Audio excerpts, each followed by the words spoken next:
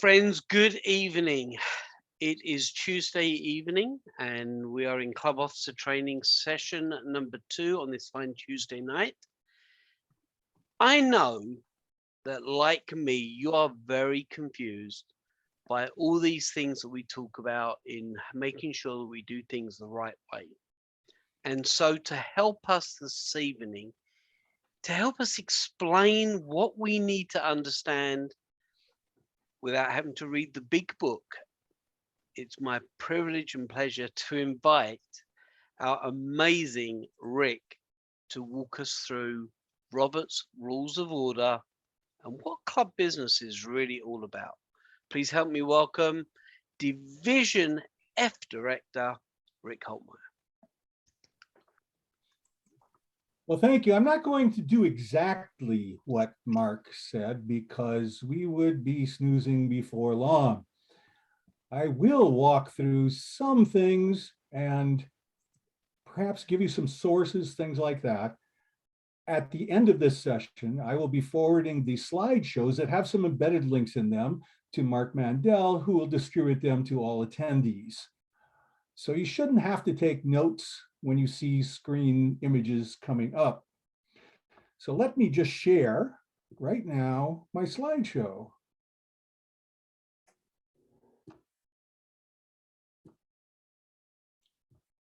And if I did everything right, you should be able to see it. I'll be operating on this slideshow, but coming back from time to time to see questions. The topic of this is really club business, voting, rules of order. But the reality is we'll try to look at some things as overviews and see how that might affect really the club. The club is affected by a very, very small subset of all the rules that Toastmasters has. Let me take you through some of those. But first, let me get to my slideshow so I can actually move it. The outline of what we'll be doing is something like this. We'll first look at the authorities that have been vested by various documents. We will not read through the documents. I'll just identify them and kind of give you a summary of what they're there for. We'll also find the authority of rules of order that are specified in these documents. And then we'll be talking about some nuances insofar as conducting club business is concerned. At the end of that, we'll open everything up to any other questions. I can't guarantee I'll be able to answer them all, and you'll see why as soon as we go through a lot of these documents. First of all, to find what the authority is, or the charter or the operating rules generally for Toastmasters, just go to Toastmasters International, go to Leadership Central, and you'll find a list of governing documents. They're all on the right there, but we'll summarize them more on the next page. The most important set of rules, or the highest level set of rules, are the TI Articles of Incorporation. Now, they're a very thin little piece of paper like this. It's not too many to read. You can see it's only a few sheets. And by the way, all these sheets I'll be showing you are printed on both sides, so you can see their approximate thickness. Also incorporated in this document that I just showed you are what are called the TI Bylaws. Now, these links might all look the same, but the URL under the links takes you to different components of the governing documents. Underneath the TI Bylaws, which simply state this is how TI operates, are the district administrative bylaws. District has its own set of administrative bylaws for the district. It's actually thinner than the international one. Underneath the district administrative bylaws, though, you'll find something called policy and protocol. This makes very interesting reading if you have a spare several hours, because that document that is pointed to by all the other documents is this thick, double-sided, printed, simply labeled on the top, policy and protocol. A lot of pages double-spaced. You cannot expect the president of the club to have any reason to read through all of these policies and protocols and then to remember them all. The higher you get up in the organization, you may have to remember some of them. For example, people running for office at the district level for the CGD or any of the top 3 positions have a lot of requirements insofar as their campaign issues are concerned, what they can do, when they can do it, how they can do it, things like that. I'm going to put that document aside. Just note that it's there. It has detailed rules for all of the other documents, including documents that are associated solely with the club. The club has really a document of its own called the Club Constitution. Again, the Club Constitution, it's not so thick. Very thin, double-spaced. However, it's got a couple of interesting things in it that most people are not aware of or haven't seen it for a while. It tells you, first of all, what is the same for all clubs. That's the club constitution. Everything that's in the club constitution, regardless of what it says in your charter, if it's an ancient charter, with the exception of something called the addendum, is the same among all clubs. It's interesting to note that in this document, it defines the purposes of a Toastmasters club. And I'll just summarize each of the lines here. Help its individual members improve abilities to communicate effectively. Hey, we all know that. Provide for its individual members instructions, educational materials, and opportunities which will give them the skill and experience in the preparation of delivery of speeches. That sounds familiar. Most of it is like that, but then we get to this line that's listed there. Increase individual members' knowledge of the rules of parliament.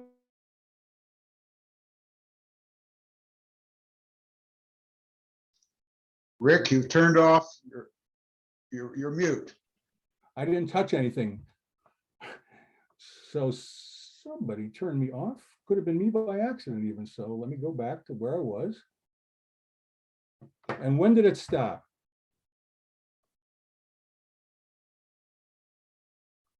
What was the first thing I said, last thing I said before it stopped? You were just starting to read Article 1, purpose. Okay. This Article 1 is word for word out of the club constitution. Increased knowledge of parliamentary procedure and their skills in conducting meetings and participation in group discussions. And most clubs that I've seen don't really do that or don't consider that to be a major reason for their existence. But yet in their constitution, that's what it says. Now, part of the problem is this Article 9 Rules of Order. Robert's Rules of Order, newly revised, should be the final authority as to parliamentary procedure. This is the book they're referring to. This is how thick that book is. People study this just for certification and know this book, and yet you still find major problems that occur that bypass the rules. And I'd like to give you an example. And this is kind of a major example. International meeting in 2014 was in Kuala Lumpur. I am there supporting someone else that is a international director candidate. It's an auditorium, a room seating 5,000 people. All voting candidates are now all voting for the candidates. For my candidate, the voting was done and recorded. And then the international president said, it doesn't look like enough people voted there. Maybe they're having a problem with their voting devices. Let's revote. And he had the revote take place. And the result was different. Which candidate wins? The first vote or the second vote? At this point, all of the microphones had maybe 30, 40, 50 people behind them, all raising to object to a point of order. Once a candidate is elected and announced, it's over. There's no authority to do anything more. Then the president, the international president at the time, did something very smart. He said, we'll take a half-hour recess for me to consult with my parliamentarians. And when he came back, the ruling was the first vote stands. Now, if you read all the protocols for international and how they deal with elections, that was the right call. But the president of the international president of Toastmasters, not purposely, but really exceeded his authority by making that call. He had no reason or no way to do it. The fact that we had some rules to live by got that first person elected, and in the way that it should have been done, rather than get some other result. Personally, because I was for the first candidate, I was very happy with that solution. The others may not have been, but then again, the right call was made. So there is a reason to know something about rules of order and to know when you're overstepping your bounds, but that really doesn't come into play so much in the club, because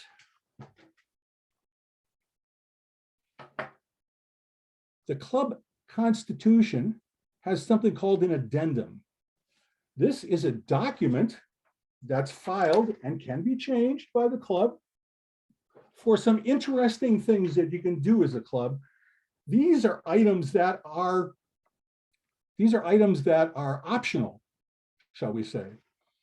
The interesting note on the rules of order are that if you don't like Robert's rules, or really if Robert's rules are not recognized in your jurisdiction is generally your country, you then can substitute the name of the rules you'll be operating under. That's not likely to happen, because when you get your charter initially, you'll probably file this information. You'll know about it if you're one of those that don't use Robert's rules. So for the club, the rules of order are number one from the Robert's Rules of Order, this big, thick book. I want you to take it home tonight and memorize it. No, I don't want you to do that at all. I do want you to consider, though, taking this Toastmasters book, or this Toastmasters, I forget which program it is from Success Leadership, whichever, it's number 237, Parliamentary Procedures in Action. This is designed for a couple of club sessions to walk through some basic parliamentary procedures, perform them, and get some idea about what it's about. There is a document that's produced, 237A, which is called Chart of Motions. This I keep around me whenever I'm doing any work, because you can have a standard motion, a move to amend, you can have lots of different motions that could take place, and sometimes it's hard to keep track of the 13 different motions and their order and what the requirements for each of those motions are. There's a card right in that, and that comes as part of the Parliamentary Procedures in Action workbook, and keep it and use it. But the basics of any parliamentary procedure is simply to protect the rights of all members. Let us suppose you have a club of 20 people, and there are 3 or 4 of you that really think one member is obnoxious and is not adding to the clubs at all. And the 3 or 4 of you happen to be the only attendees at a meeting. And you decided, all 4 of you have a unanimous vote to vote that member out. You can do that. But there are ways to protect all members, because they can't do that, because there's a concept called a quorum that you have to satisfy before any action is even valid, even in the club.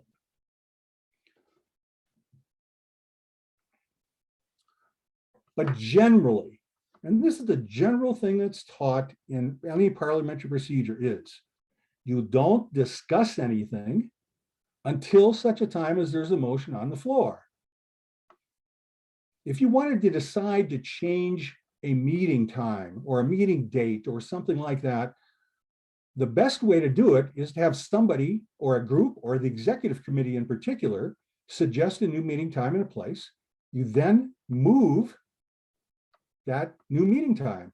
That has to get seconded by another member. And then you have the discussion and then you have a vote. Otherwise, that discussion period, if it starts before a motion, I've been in meetings where it takes hours and there's no focus to the discussion. So now we get to the second benefit of having some rules of order. And believe it or not, if it's done right, using a standard set of rules of order makes things happen faster. Get that? Makes things happen faster rather than take longer. So if you're running a meeting and you're the president, I'll tell you right now, you're not even allowed to make a motion. The person in charge of the meeting can't make a motion. They're running a meeting. They've got extra power. They shouldn't be able to dominate. However, you may have someone there in the audience, perhaps another person from your executive committee that says that you would introduce, do you have a motion for us today at the business portion of this meeting? They would then introduce the motion. I move that we meet on Sunday mornings at 5 a.m. Someone else would second that motion, or if not, it's out of order. There's not even a discussion. And then you make sure, as the presiding officer, that you get fair discussion points from both sides of the issue, if there are both sides of the issue. And then you bring it to a vote. Part of the problem, though, is a vote means different things depending upon what you're trying to do in the club. In general, the requirement for passing some more or less minor motion is a majority of all present and voting is sufficient. That is commonly practiced in clubs that, as we should all be doing, are voting for admission to membership. Anyone that's present votes, and we take a majority of that. Or it's the default for amending the constitution of the club's addendum. Remember, that's the addendum, the one I said has all these, this form and all these various options that can be filled out. That's the default, just a majority of all present and voting. The executive committee has to take action on two things: inactivating members with or without cause, or reactivating members. They don't even have to go to the membership. 2/3 a majority of members present must vote in favor of granting an honorary membership. These things are all in the club addendum.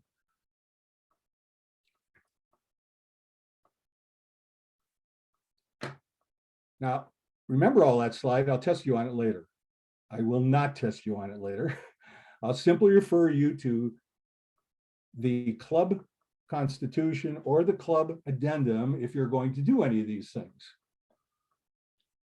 If you want to remove an officer, it has to be done by a majority of all active membership. So that would mean your quorum is a majority of all active membership, and then a majority of that quorum would have to vote to oust the officer. It's not even a 2/3 majority.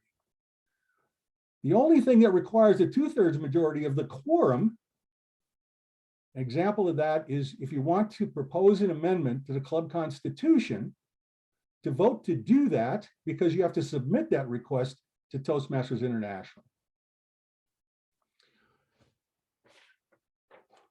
I didn't put all these things down, but I'm going to give you a sample of the kinds of things that are in the addendum that you can change by vote of your membership.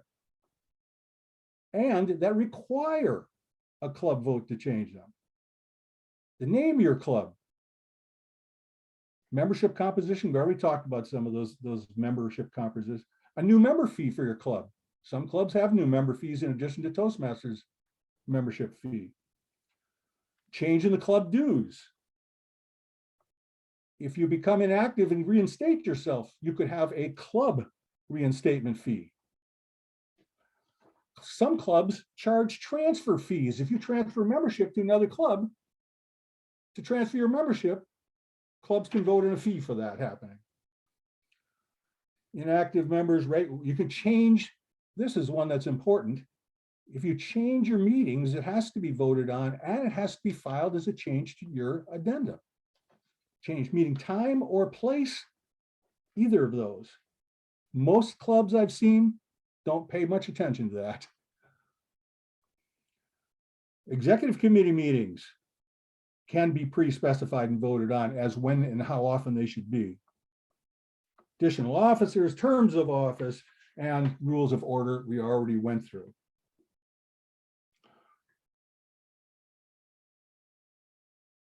Before we get to discussion, let's talk about this majority of a quorum. Most of these situations I've seen are very, very simple. Should we have a Christmas party? Should we not have a Christmas party? These are things that are not listed in your constitution and are not listed in your club constitution amendment.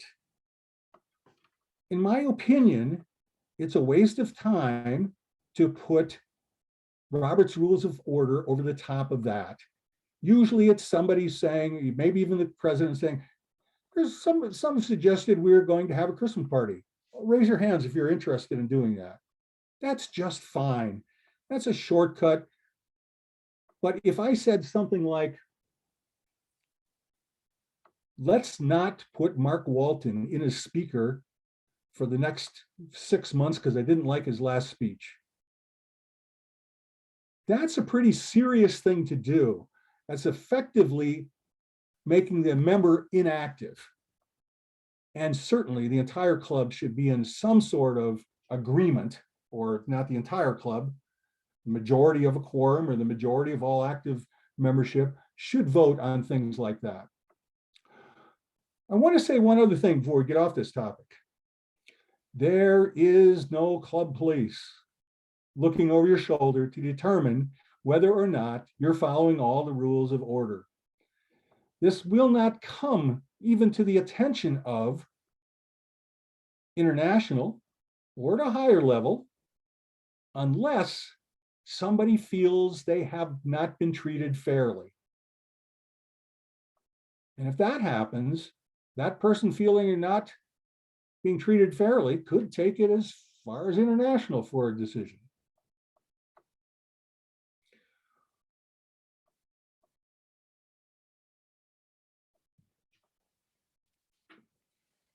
The other thing you'll find why I say can do these things informally, you've probably heard at some district level meetings, things like the chair saying, without objection, I will adjourn this meeting.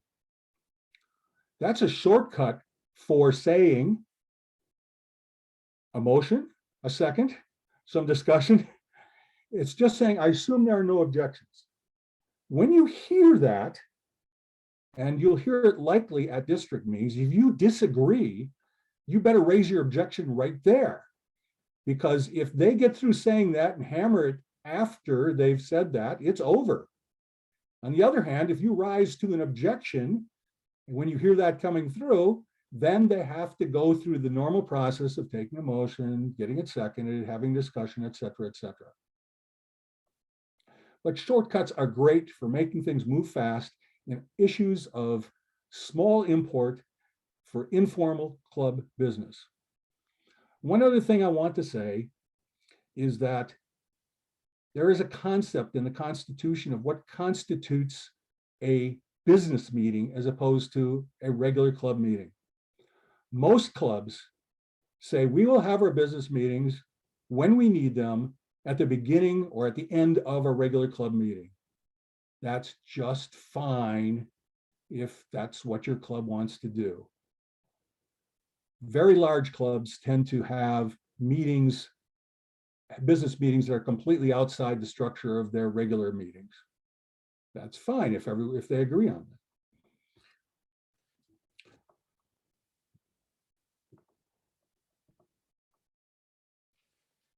So that's the end of my formally prepared presentation here. This is the outline that was suggested for this training session.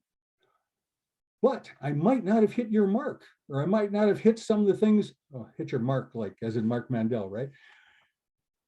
But you might have some other questions that relate to club business that maybe and hopefully I can answer. I hate to say I've seen it all, but I've seen a lot. I've been around a long time.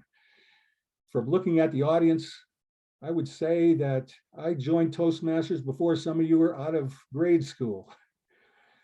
And things have changed a lot over time. So maybe I can remember some things, or maybe I can just give some advice. So anyone has questions, I'm going to get away from this presentation because I can't see you. If I don't,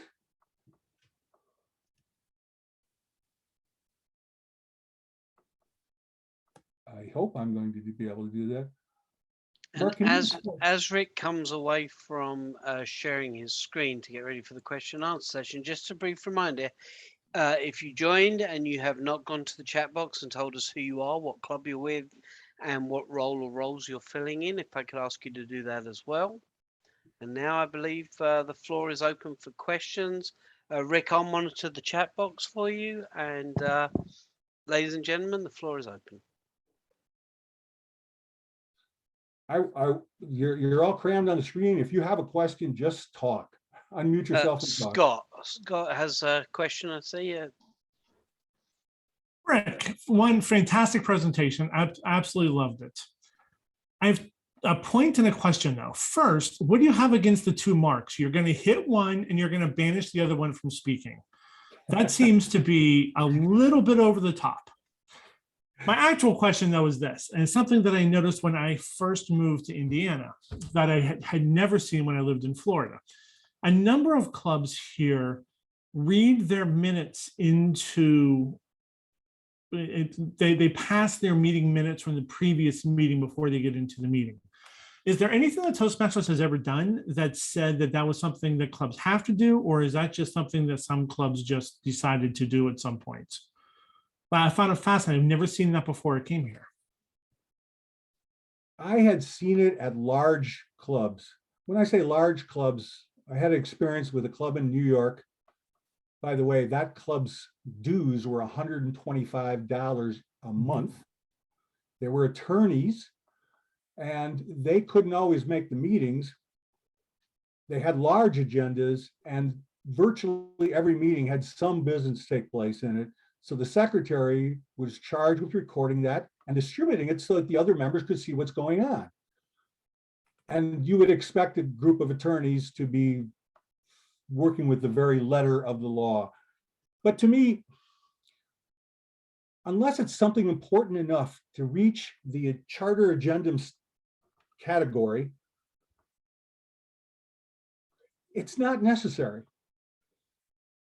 Because we're really an informal organization. We're satisfying the needs of the club. If the club thinks it needs to do that, that's fine with the club. Club doesn't think it needs it to do it, that's fine too. I just urge you, if you're doing anything that reaches the category of the club constitution or the club constitution addendum, then you will have to make those recordings before you can take it to the next step. And the secretary is responsible for making those recordings. Let me ask a follow-up question, because somebody asked me that question the other day. They said, when you have an executive meeting, are the minutes of that meeting supposed to be given to every club member after? And I said, that's a really good question. I don't know. I can talk about that just for a bit. In the instructions for club officers online at TMI International, there is some discussion of the theoretical duties of a club secretary. And I believe those are used by the clubs that read minutes or read minutes into their weekly meetings. I do not defend the practice or comment on it, but I believe that's the source of it. Well, let me tell you something about my club. We are a club that is perennially on the cusp of 20 to 21 members. And our executive committee has been dedicating themselves over the last few weeks to meet weekly. And in those weekly meetings, develop the next steps or the next couple of steps towards marketing plans that they're going to execute. What that executive committee is doing is just telling the club at the next club meeting what is going on. They're just informally meeting, discussing things, assigning tasks to each other. There's no benefit that I can determine for formalizing that process. Now, if the executive committee was doing things like trying to remove an officer, then yes, I think that all should be recorded very, very tightly and diligently. I will make one other note. There is a provision that's kind of ominous in the club constitution that says if the club has a member that is not performing according to, let's say, for example, the integrity or one of the other attributes that should be done, or is performing things against the policy of Toastmasters, such as sexually harassing people in the club, or racially harassing someone in the club, and that person has been given an opportunity and does not reform, if the club doesn't do something, International can suspend the entire club. And that is something to be avoided. So pay very close attention to that situation, because if you don't, and it becomes to the attention of International, which it certainly will be if it falls into one of those egregious categories, that can cause the whole club problems. Did I get all that? So when the club, I like a club meeting to be more informal in some places too. Some clubs are formed just because they like it to be formal. It's up to the club for those lower level items, in my opinion.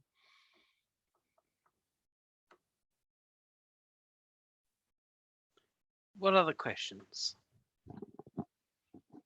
John?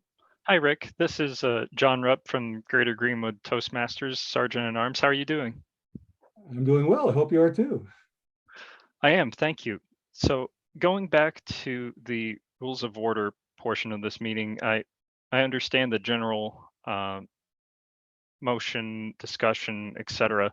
But I also know there's other elements to Robert's rules as well, such as like amend, commit, question, etc. Would you say there would be any of those that you've seen come up or used in Toastmasters meetings, or I guess business meetings in general? I see more of them used at district meetings. For example, at the last district meeting, we had on the floor, we had a motion to accept a reapportionment, reallocation, whatever it is, that where you move the clubs around at the end of each year. What's it called? Realignment. And Realignment committee. Realignment committee report that was moved to accept. There were audience members that introduced a motion to amend. That's very common, a motion to amend. The second most common motion, and then that motion has to be disposed of before we can get back to the main motion that started everything. The other most common is point of order. That's a privileged motion that has to be taken care of immediately. So if I'm in a meeting and I think something has been done incorrectly, and I did see this at a business meeting at the district level not too long ago, whereby a person started in the front of the room giving a speech about what she or he wanted to have done, and there was no motion on the floor. It was just to just start out with the discussion. So I stood up and said, point of order, there's no motion on the floor. We can't have any discussion yet. And that motion was accepted. and ruled on so that we had to have a motion before we could have any discussion. Those are the most common, less common, but I have seen at district, especially are motions to refer to committee. So we can't reach any type of reasonable agreement, so let's refer to committee to come up with a proposal. Motion to lay it on the table. It's an interesting one.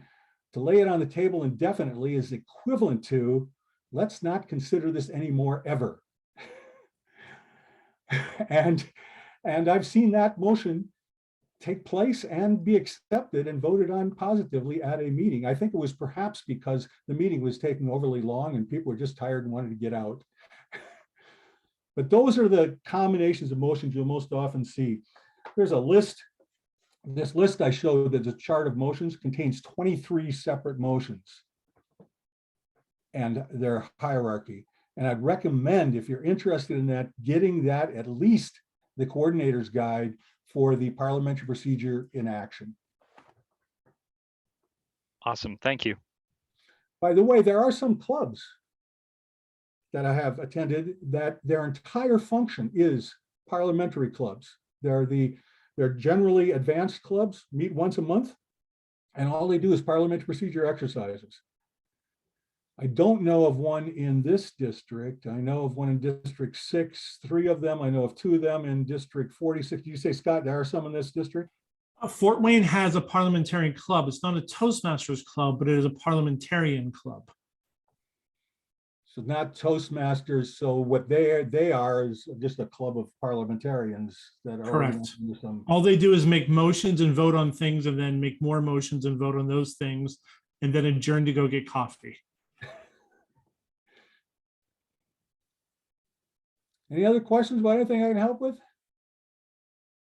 Rick, let's talk a little bit as we move through this year. We're, believe it or not far from contest season, not far from electing new officers at all levels. Is there any watch outs that the club should have, or people that are thinking of running for area director or division director? I see lots of things that as you go through the ranks, there's things you can and can't do. So are there any watch outs? You know, obviously walking into a meeting, giving everybody $100 to vote for you is generally not part of any of the rule books I've ever read. Well, I won't go through all the rules for candidates above area director right now, because they're all in the protocol. You have to read them. They're pretty detailed. I would say if you are going to go for division director or above, read the rules carefully in the protocol. 9.0 is where most of it is. For area director, I'll caution you with this. The moment you declare that you're interested in being area director, you are ineligible to compete in any contest, anywhere, for anything, as are anybody at any other level. But most often you'll see that an area director inadvertently disqualifies him or herself from competing. And he may have been the only person for that club, and someone talked to him and he said, oh yeah, I'd like to be area director. Here, fill out this form. You fill out the nomination form, it's done. You become a declared candidate. You can't do anything anymore. You have to essentially be disqualified from any of the future contests. If you're considering being an area director and you want to compete, just don't declare it until after the business meeting at the district. That'd be the easiest way. And I'm not saying delay things if you really want to do it, but if you want to do those two things, just don't make any commitments that will cause you to be disqualified. Yes, Jerry. I can't hear you. You're not muted either, so your mic is out. Plug that in, Mike. There we go. I really appreciate the approach that you took with presenting this, and have provided us, I think, some really good guidelines. And you've also raised some interesting, not questions, but concepts for me about things that I might not have considered before about what's acceptable to be informal and what requires a more formal approach. The example that you gave earlier of an executive committee who's trying to take action that should be formally handled by the club. What's the process would you recommend for a club member who is listening to this report to challenge that?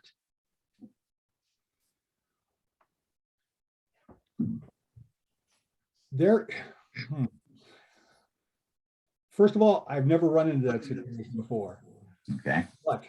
But what should happen is if an executive committee has taken an action that is supposed to come in front of the club and the club hasn't had a chance to do that, at the next meeting, that person who wants to make an objection should raise to a point of order. To be courteous, assuming that discussions are possible between the different sides of the issue, I would contact maybe the president or some other representative of the executive committee first to explain the objection, say what steps you're thinking you'd have to take, and see if you can work something out first. Yeah. That's the way I would do it. If you have to do it, I just hate adversarial situations in club meetings, but some reason you have to do it because it has to be a point of honor or a point of integrity or something like that. Then you got to raise up and stand in front of the club and state your position. Well, the point of order is probably the way to do that, as you suggested. But I do agree with the idea of approaching them cordially at first to see if you can resolve it without any contention. Thank you. I appreciate that. Thank you. Scott? Rick, can I add on one thing to the previous conversation you had about area and division directors and announcing candidacies and such? Yes.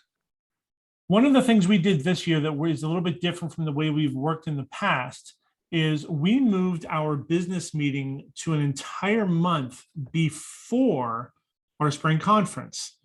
So normally what happens is we vote in our officers on the Saturday spring conference. And it was always done that way really just because it was convenient. Everyone was together. We put everyone in the same room and we voted. But now we don't have to all be together in order to do that. We can do it online. By separating it by a month, one of the things that we now kind of frees up, if you are an announced candidate for an area director, division director, or a trio position or a district level position, you wouldn't be eligible. Rice cauliflower. You wouldn't be able Rice to help. cauliflower. You wouldn't be able to help with the contests because you would be an announced candidate, and as an announced candidate, you can't have an unfair advantage when it comes to campaigning. By moving it a month, now all of a sudden you're already elected. It's done. So if you're interested in running for office, you don't have to worry this year about then I can't help with the district because there's such a separation. You just don't announce you're helping them with the district. You don't get involved with it until that month that happens before. And a lot of the contest planning, the actual contest part happens in that last month. So that's one reason why we separated it, is to help individuals not get disqualified and be able to then also help at the district level. We wanted to have everyone be able to enjoy those parts separately.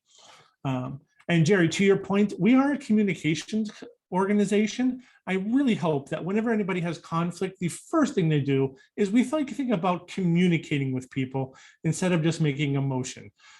Imagine if we could just talk to each other. How shocking would that be? But back to you, Rick. Sorry. No, I think that's a great point, and I really appreciate that the top three here did that this year, because last year there are some things I really wanted to do at the district council. Like I wanted to get or whatever this conference is called. I wanted to be able to run one of the contests or be part of the contest. It was no conflict to me, but the fact that I would be doing that put my name in front of the electors and gave me an unfair advantage. And therefore I couldn't do that. I couldn't do anything at the district conference. So I'm hoping to be able to do things this year. You were very much top of mind when we talked about that, your situation last year. How do we make this enjoyable for everybody? Imagine that we want Toastmasters to be fun.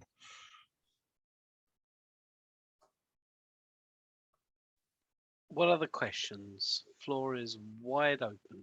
Anybody? Well, if you think of something, the easiest way to get to me is through my Toastmasters. It's not my Toastmasters, it's through my email address, which I will shortly post in the share screen area. Or if you forget to get it from me, Mark can get it and Scott can get it and anybody else. So I'll put that in there now. I hope I will. This email address is probably as old as most of you.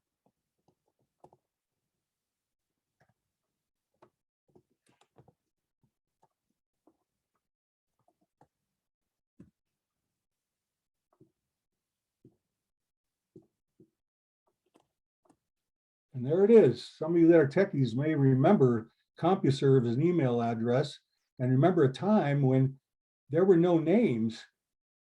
There were no names from email addresses. They were all numbers.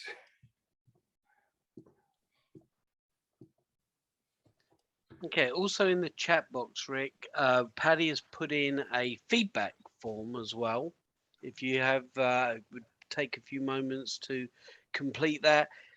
I know that when I forgot to mention at the beginning, I know a lot of people have said, well, why are we not, where are the club officer training sessions?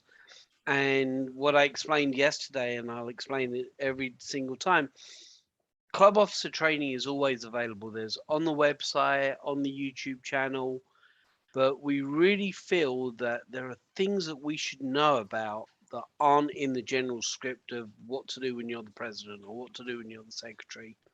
And so that's why I created this club officer training week to really stretch leadership, because we're all leaders, and the goal as we started talking about this is, you know, fun with a purpose. And so I hope you've enjoyed this session. I hate to almost end it because I love when we get an opportunity to get together. And that's why this feedback form is pretty important as well. Tell us what you like. Tell us what you want to learn more about, because we all want to learn together. So I think, you know, it's really fun, and I appreciate Rick's expertise, and certainly it now helps me understand how not to get into trouble with all the rules and stuff. And it really is quite fascinating. If you, as Rick said, if you have a spare couple of hours, it's certainly worth reading through the in-depth rules. And as you go higher up the food chain, I guess, as it were, it seems the rules are even more complicated. So. Yes, I also want to make sure to thank all of you for being here. If someone had told me or predicted that I have 43 people here listening to me talk about club rules and implementation of Robert's Rules of Order, I would have told them they were nuts. So thank you very much for being here. And friends, the fun doesn't end here. This is day 2 of a great week of club officer training. Last night we talked about leadership and mentoring. Tomorrow night is where the capital F of fun really kicks in.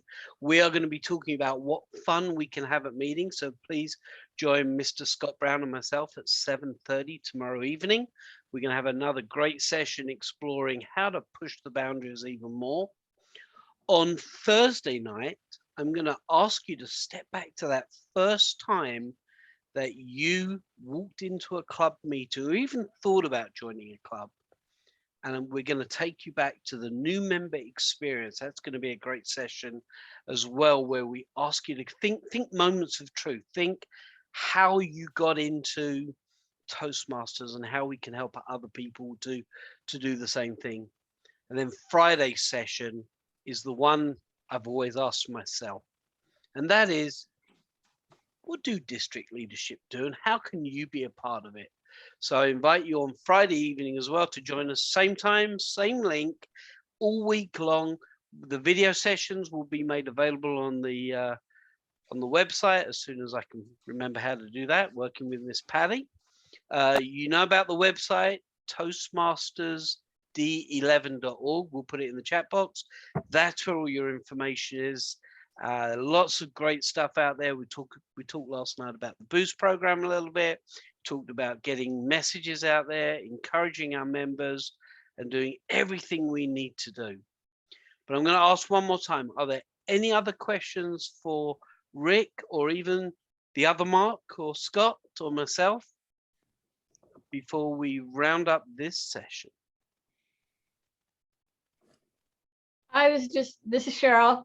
Hey, Cheryl. With Typically Talkers. I just had just a reminder. I would like to get the resources, the slides that you had, just because I want to dig into the details a little bit. So just a nice reminder to send us those.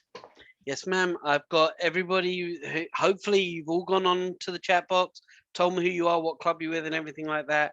I will make sure that these resources are not only on the website, hopefully, yes, Patty, and then also we will get them emailed out to everybody as well. I can assure you of that. Well, if that is everything, a huge thanks to our parliamentarian, Rick. Thank you so much for taking us through just the cover page, I guess. But there is a lot more you can read into it.